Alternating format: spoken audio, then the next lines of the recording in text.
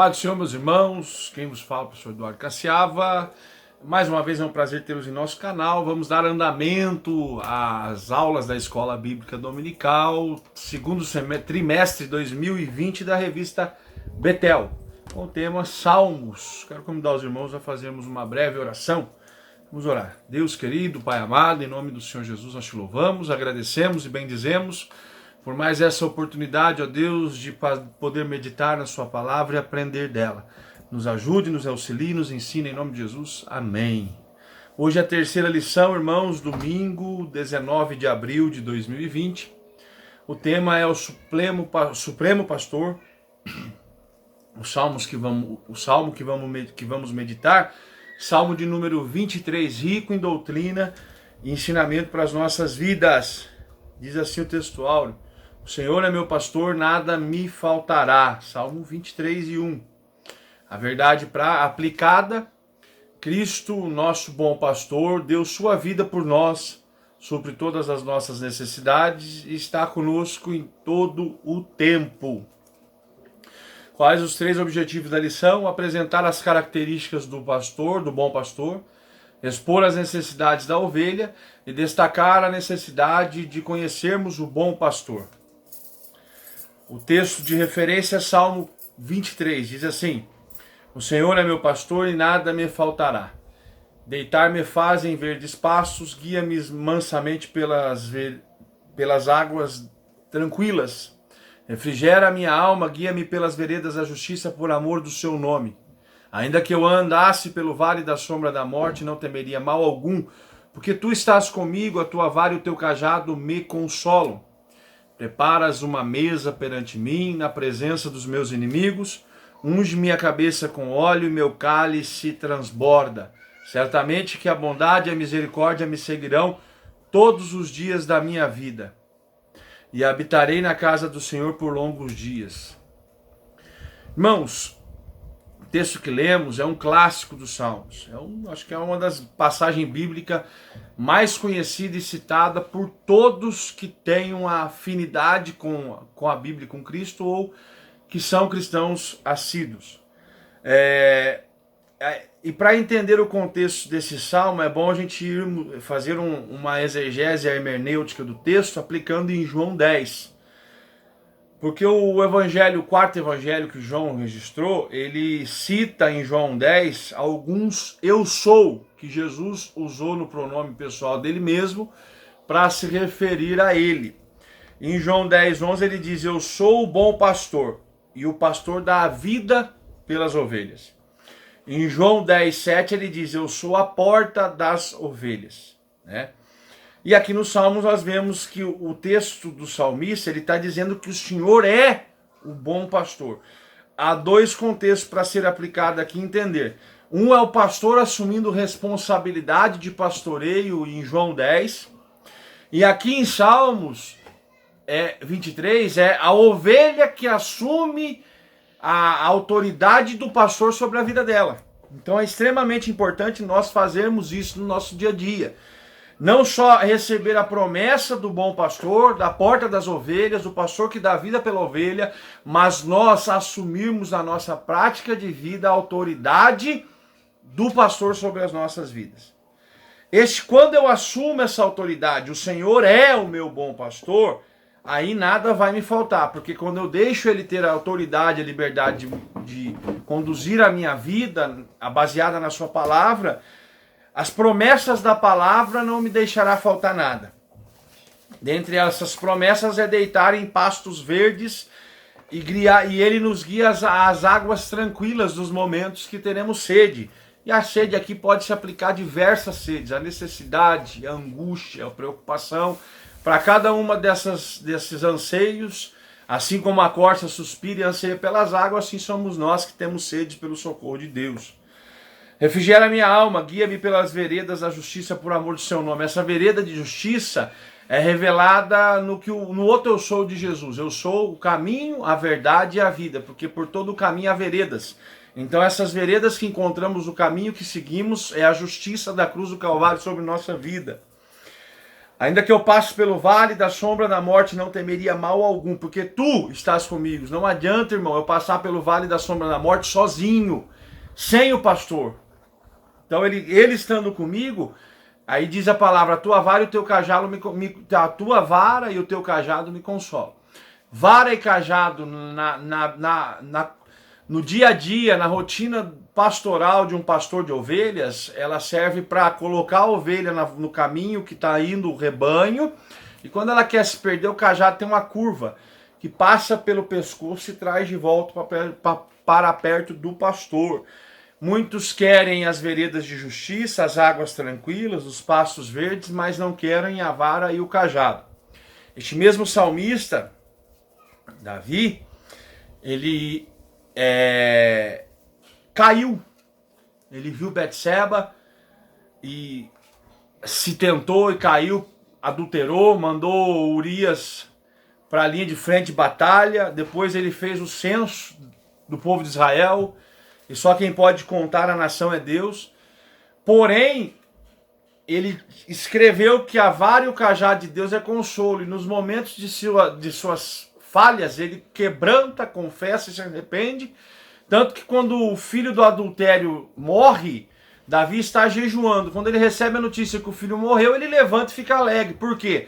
Porque ele sabe que a vontade de Deus, como vara e cajado, tem que alegrar a vida do crente. Então a vontade de Deus em Romanos 2 é boa, 12:2 é boa, perfeita e agradável, irmão. Então ela é boa para as nossas vidas. Essa é a vara e o cajado que nos direciona, tá?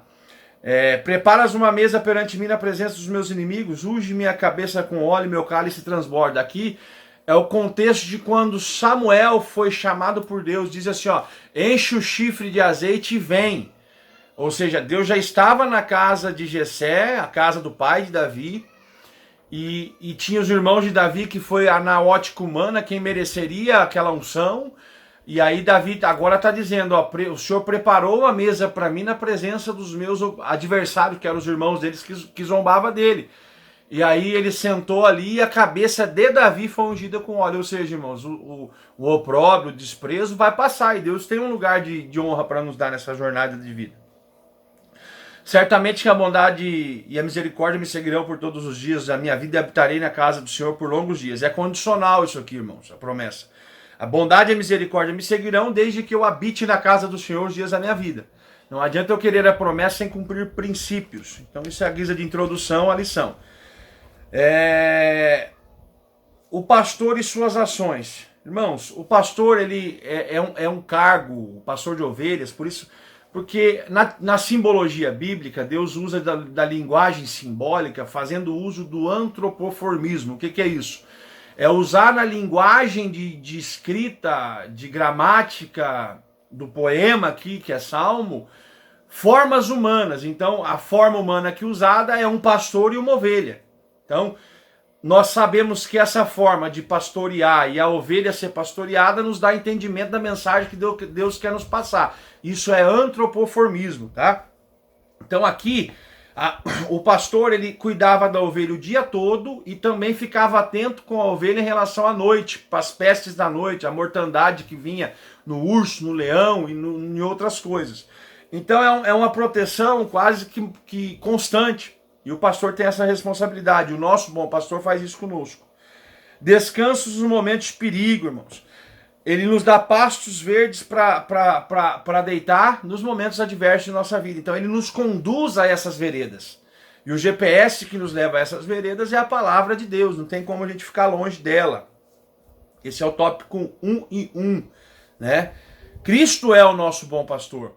E a palavra é a rota desses caminhos, é a rota dessas veredas que devemos seguir. Tópico 1 e 2, refrigério para a alma. E aqui eu quero falar um pouquinho do mal do século, que está sendo a ansiedade, o imediatismo, que gera estresse e depressão. A alma é o centro das emoções do ser humano. É onde tudo que sentimos vem dali. Emoções, sentimentos, anseios, toda a conexão neural, as liberações hormonal reflete ali. Tá? Então, hoje, se nós formos para a palavra de Deus, ela diz que ele é refrigério para a nossa alma. E a Bíblia diz que não devemos estar ansiosos com o que vai acontecer, porque nós já sabemos tudo o que vai acontecer, que Ele nos dá provisão de sustento nessa jornada de vida, que vai vir dias ruins, mas que Ele protege e sustenta a sua noiva e que chegará ao arrebatamento. Então, esse refrigério para a alma é a palavra de Deus e suas promessas e suas profecias. Nós devemos crer nelas e viver pensando e desejando, esperançando e expectando esse dia do cumprimento de toda a escatologia revelada na Bíblia. Então, o refrigério para a nossa alma era uma alma atribulada, agora é uma alma que tem Deus. Então, este é o refrigério que Deus nos dá. O tópico 1 e 3. Presença nas horas mais difíceis. Irmãos, Deus, Ele é onisciente, onipresente, onipotente. Então, nos momentos que achamos que estamos sozinhos, que não tem resposta de esposo, de amigo, de pastor, de ninguém, na onipresença de Deus, Ele está conosco. E Ele dá escape para as nossas vidas, Ele levanta pessoas para nos ajudar, para nos abençoar, porque Ele é Rei dos Reis e Senhor dos Senhores. E Davi matou urso e leão e foi rei. Então Deus, nessa tipologia comparativa com Davi, ele mata os ursos e os leões que querem calar a nossa voz de adorador. O que ensinei neste primeiro tópico? O Supremo Pastor é descanso nos momentos de perigo, refrigério para a alma atribulada e está presente nas horas mais difíceis. Agora, será que nós estamos atentos a essa proteção, a este pasto e a esse refrigério? Que às vezes nós não olhamos que estamos degustando dessas coisas, e volto lá no Gênesis. No jardim do Éden, Adão e Eva deixou de desfrutar de todas as árvores do jardim, de todos os lagos do jardim, dos rios que tinha ali, dos frutos, das plantas, para focar num fruto proibido, que era uma proposta de problema para eles. Então, às vezes focamos no problema e deixamos as bênçãos que estão nos cercando de lado. Tópico 2. As necessidades da ovelha. O presente saltério, que é o salmo zinário, ele não só enuncia as qualidades do pastor, mas também destaca as necessidades da ovelha. Necessidade de proteção. Lembra quando Deus falou assim, ó, vinde a mim todos vós que estáis cansados e sobrecarregados e eu vos aliviarei? Aplica-se aqui também a exegese e hermenêutica bíblica. Hermenêutica é a arte de interpretar o texto e exegese é extrair a doutrina. Ex é extrair, exegese, extrair do texto, a doutrina que o texto quer ensinar. Então, vinde a mim todos vós que estáis sobrecarregados e que eu vos aliviarei. A ovelha, quando ela não tem um pastor que cuida dela, ela cresce muita lã, só que essa lã não é uma lã de bom proveito. É uma lã que vem trazendo na tipologia do homem a carne e o pecado. Porque a ovelha que tem característica de obediente, ela está sempre perto do pastor. A ovelha que está longe do pastor, ela não tem obediência. Então essa lã não é lã produtiva espiritual, é lã do pecado. E isso traz sobrepeso. Então quando Deus chama, Ele chama para entrar na porta das ovelhas de João 10 e 7. Porque dentro dessa porta, eu passo por ela, eu encontro o bom pastor de João 10 e 11, que dá a vida pela ovelha. A primeira coisa que ele vai fazer com esse sobrepeso de lã é tirar a lã ruim com carrapicho, que aqui contextualiza com o nosso pecado lançado no mar do esquecimento. Agora, essa ovelha que vai estar nutrida, vai estar zelada, vai estar cuidada, vai começar a nascer nova lã. E aqui é um paralelo, é uma via de duas mãos.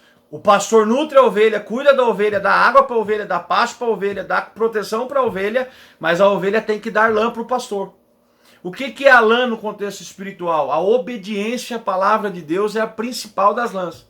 Segunda, a adoração da ovelha é outra qualidade de lã. Terceiro, o fruto do Espírito de Gálatas 5 é outra qualidade de lã que a ovelha dá para o pastor. E o pastor, ele vive dessa produção que a ovelha dá para ele, é o sustento dele. Então aqui para Deus, nossa adoração, nossa obediência, nossa reverência, tudo que fazemos de bom para com Deus, é o lucro que Ele tira do investimento que faz nas nossas vidas, quando éramos ovelhas desgarradas e sobrecarregadas no nosso peso de pecado, tá? Então, necessidade de direção. Aí que tá que é lindo, porque eu não chego só na porta das ovelhas. Eu encontro o bom pastor e ele direciona a minha vida. E qual que é o direcionamento? Quer vir após mim? Negue a si mesmo, tome sua cruz e siga-me. Né? E seguir a paz com todos e a santificação sem a qual ninguém verá o Senhor. Então ele direciona no caminho de santificação. Aperfeiçoando a santificação, igual Paulo registrou numa das epístolas a Corinto. Então a santificação é aperfeiçoada dia após dia. Esse direcionamento encontramos na palavra. A necessidade agora no tópico 2 e 3 é a provisão, irmãos. Nós agora como ovelhas, o arroz e feijão que comemos, a roupa que vestimos, o teto que moramos, a família que temos, não foi por mérito nosso ou por capacidade intelectual ou braçal nossa, foi por provisão do nosso bom pastor. É ele que dá essas bênçãos nas nossas vidas. Devemos ser gratos a ele em todo o tempo, tá? O que eu ensinei nesse tópico 2? Salmo 23 enuncia as qualidades do bom pastor e também destaca as necessidades da ovelha, proteção, direção e provisão. Então temos isso de Deus. O terceiro tópico, Cristo, o supremo pastor. O Evangelho de João, Cristo faz 7 autodesignações do eu sou. Eu sou o pão da vida, a luz do mundo, a porta das ovelhas, o bom pastor, a ressurreição e a vida, o caminho, a verdade e a vida e a videira verdadeira. No Novo Testamento percebemos que Jesus é o bom pastor de João 10 e 11, o grande pastor de Hebreus 13 e 20, o sumo pastor de 1 Pedro 5 e 4. E ele dá a vida pelas ovelhas. Aqui, irmãos, é a vida que ele deu na cruz do Calvário, por mim e por você, que hoje somos ovelhas que estamos sendo zelados por este bom pastor. Então, essa é a maior prova que este pastor dá a vida por suas ovelhas. E devemos valorizar a isso. Relacionamento com as ovelhas. Jesus afirma que conhece, tópico 2, 3 e 2, conhece as suas ovelhas e delas é conhecido. João 10, 14. Diversos atos revelam o profundo relacionamento de Jesus com suas ovelhas. O primeiro é que ele a chama pelo nome. Irmão, Jesus conhece cada um de nós pelo nome. Então, e o nosso nome está escrito no livro da vida. Então este pastor, ele tem relacionamento conosco. Agora a pergunta, será que a ovelha está se relacionando com o bom pastor? Porque se ele conhece pelo nome, é porque ele conhece cada um de nós. Agora, muitos querem a promessa da porta das ovelhas, do bom pastor, de tirar o sobrepeso, trocar por um jugo suave e leve, mas não querem relacionamento íntimo com este pastor que também é noivo. E noivo quer fidelidade, integridade e vestes de santidade da noiva, e não de vergonha e de prostituição. Então nós devemos andar neste caminho de santificação com o nosso bom pastor. Outras ovelhas para o aprisco. No início do seu ministério, Jesus enviou os discípulos às ovelhas perdidas da casa de Israel. Mateus 10, 5 e 6. No entanto, as ovelhas de Cristo não se restringiram apenas aos judeus. Pedro anunciou o evangelho aos gentios em Atos 10 e 11. Paulo anunciou o evangelho até os confins do Império Romano, Atos 13. Consequentemente, nós somos ovelhas de Cristo. Irmão, há uma responsabilidade mútua das ovelhas. O ide de Jesus por todo mundo, pregando o evangelho, fazendo discípulos, batizando em nome do Pai, do Filho e do Espírito Santo. Então, aqui aprendemos hoje sobre o nosso bom pastor, tudo que ele nos dá de bênção, quais são as nossas responsabilidades para com ele. Que Deus e Cristo te abençoe, deixe seu comentário, suas perguntas. As aulas para a nossa igreja aqui local, neste tempo de pandemia, vai contar a presença para quem deixar seu comentário. Irmãos, foi um grande prazer tê-los conosco. Este vídeo vai estar aberto para você assistir, reassistir, fazer perguntas, e nós estaremos interagindo junto com vocês, tá bom? No próximo domingo, a aula também sobre o tema, quarta lição, buscando conhecer os caminhos do Senhor. O pastor Juscelino vai passar essa lição de forma muito íntegra e tenho certeza que muito madura para as nossas vidas, tá bom? Deus em Cristo te abençoe, um forte abraço e até a próxima aula.